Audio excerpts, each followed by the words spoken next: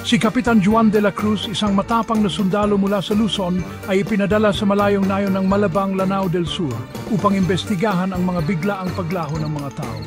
Bagamat balita ang mga kwento ng aswang, nanatili siyang skeptiko. Juan de la Cruz, mga kathang-isip lang yan ng mga takot. Bulong niya sa sarili habang nagpapatrolya sa gabi. Habang lumalakad sa madilim na kagubatan malapit sa lawa ng Lanao, biglang sumigaw ang kanyang radioman. "Radioman, Kapitan, may narinig ba kayo?" "Wala." Ngunit sa susunod na sandali naramdaman niya ang matalim na simoy ng hangin at ang masangsang na amoy ng bulok.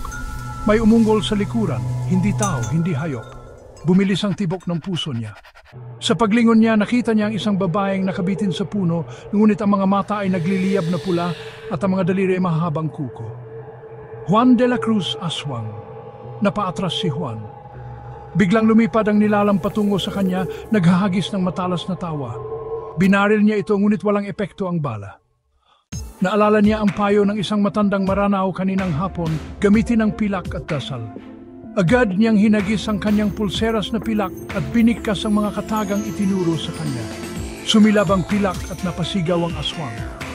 Naglaho ito sa usok, ngunit bago tuluyang mawala, bumulong ito. "Babalik ako." Bumalik si Juan sa kampo na nanginginig ang karanasan ay hindi maalis sa isip. Kinabukasan, wala ni isa man ang naniwala sa kanya, maliban sa matanda. Hindi kaligtas hanggat nasa kagubatan siya. Mula noon tuwing gabi naririnig ni Juan ang tawanan sa malayo at alam niyang naghihintay lang ito ng tamang sandali. Ang katapangan ay hindi laging sapat laban sa mga misteryo ng dilim. Minsan, kailangan ng respeto sa mga paniniwalang hindi natin lubos na naunawaan. Naway nagustuhan mo ang kuwentong ito ng katatakutan at aral mula sa mga lupain ng Lanao del Sur.